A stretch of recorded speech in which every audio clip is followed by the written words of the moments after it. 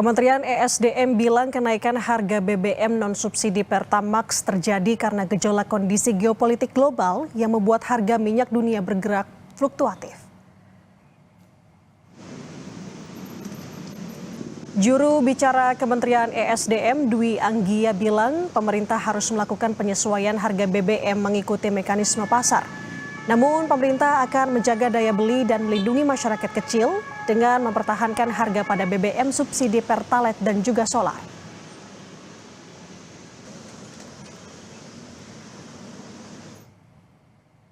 Pemerintah memahami kekhawatiran, memahami kesulitan masyarakat saat ini, tapi ini adalah hal yang memang tidak bisa kita hindari. Seperti yang disampaikan tadi, seharusnya penyesuaian harga, kenaikan harga BBM non-subsidi ini terjadi pada awal April yang lalu. Tapi dengan berbagai pertimbangan, Pak Prabowo jelas untuk melindungi daya beli masyarakat, kelompok rentan, makanya sempat ditahan kemudian harganya. Namun kalau ini terus diberlakukan, yang sangat adalah badan usahanya, dan yang pasti yang terjadi adalah ketidaksustainan.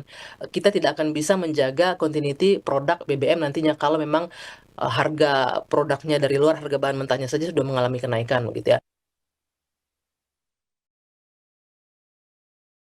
Harga minyak dunia ditutup melemah pada perdagangan Jumat 12 Juni 2026.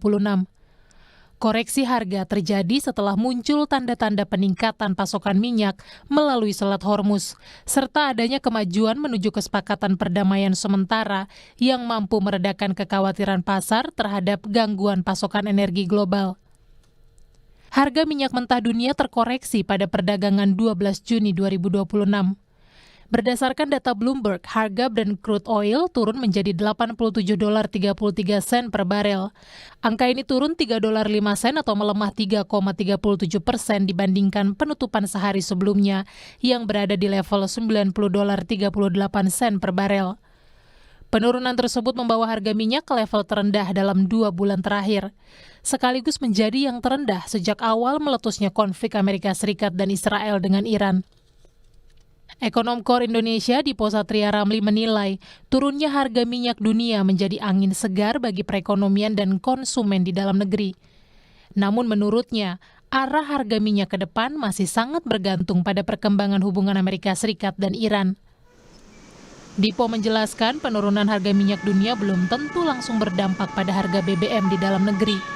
Diperlukan waktu untuk penyesuaian stok, perhitungan biaya, hingga pertimbangan kebijakan pemerintah sebelum harga BBM dapat dievaluasi kembali. Minyak dunia yang mulai turun ini adalah sinyal yang sangat baik. Selat Hormuz sudah mulai terbuka secara terbatas untuk beberapa pelayaran, tapi memang belum pulih 100% dan belum kembali ke level normal. Estimasi masih perlu 1 tahun lagi agar harga kembali ke bawah $70. Itu karena ada antrian yang belum selesai, ada backlog, lalu juga ada beberapa sumur minyak yang sempat mati dan perlu hidupkan lagi. Jadi memang perlu waktu untuk semacam restart industrinya itu sendiri. Sementara itu, Menteri Energi dan Sumber Daya Mineral Bahlil Lahadalia menyatakan harga Pertamax dan BBM non-subsidi saat ini sudah disesuaikan dengan kondisi pasar yang berlaku. Menurutnya, perhitungan penetapan harga telah dilakukan secara hati-hati dan mempertimbangkan berbagai faktor. Meski demikian, pemerintah menegaskan belum ada rencana menaikkan harga BBM subsidi maupun LPG. Langkah ini diambil untuk menjaga daya beli masyarakat di tengah dinamika pasar energi global. Harga BBM untuk bersubsidi maupun LPG itu tidak ada perubahan sama sekali. Itu dulu. Nah, sementara harga yang non-subsidi itu menyesuaikan dengan harga pasar yang ada. Sudah bertentu perhitungannya ini akan dilakukan secara bijak oleh teman-teman pelaku usaha, baik Pertamina maupun pelaku swasta yang lainnya. Meski tren harga minyak dunia sedang menurun, para ekonom menilai masyarakat masih harus menunggu untuk melihat dampaknya pada harga BBM di dalam negeri. Stabilitas konflik di Timur Tengah, khususnya hubungan Amerika Serikat dan Iran, akan menjadi salah satu faktor kunci yang menentukan arah harga energi global dan kebijakan BBM nasional ke depan. Tim Liputan, Kompas TV.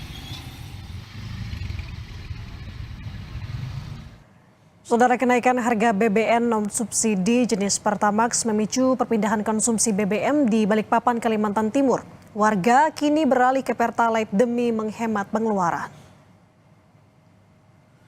Antrian panjang kendaraan roda 2 dan roda 4 terlihat mengular di SPBU Gunung Guntur Balikpapan Tengah.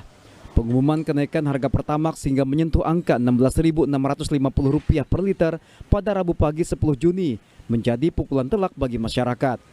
Manajer SPBU Gunung Guntur Randi Paisalhut menyatakan, terjadi lonjakan penjualan Pertalite yang cukup signifikan dari yang biasanya 24 kiloliter per hari, kini meningkat hingga 29 kiloliter. Sebaliknya, jalur pengisian Pertamax justru terlihat lengang. Volume penjualan Pertamax merosot dari 9 kiloliter menjadi hanya 7 kiloliter per hari.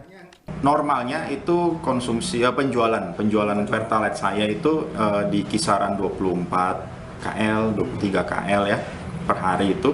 Nah, begitu harga Pertamax naik, banyak konsumen yang beralih ke Pertalite, penjualan Pertalite saya jadi meningkat jadi sekitar 28 sampai 29 KL per hari. Itu mulai kemarin? Mulai kemarin. Semenjak pengumuman dari pemerintah? Iya, betul.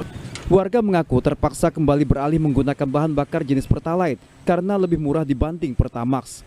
Warga berharap pemerintah dapat meninjau kembali kebijakan harga BBM non-subsidi agar tidak semakin menjepit ekonomi masyarakat. Ya, kita berharap kan di Balikpapan ini boleh naik, setidaknya tidak perlu antri sepanjang seperti ini kan. Dulu kita biasa beli Pertamax, sekarang kita beralih ke Pertalite. Karena apa? Karena kenaikan yang ada sekarang ini. Semoga aja ada penambahan kilang yang baru di sekarang ini, semuanya bisa diatasin.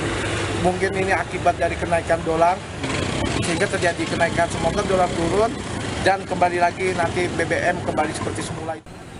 Pertamax selama ini digunakan masyarakat lantaran enggan mengantre panjang di jalur Pertalite dan disparitas harga yang tidak terlalu jauh.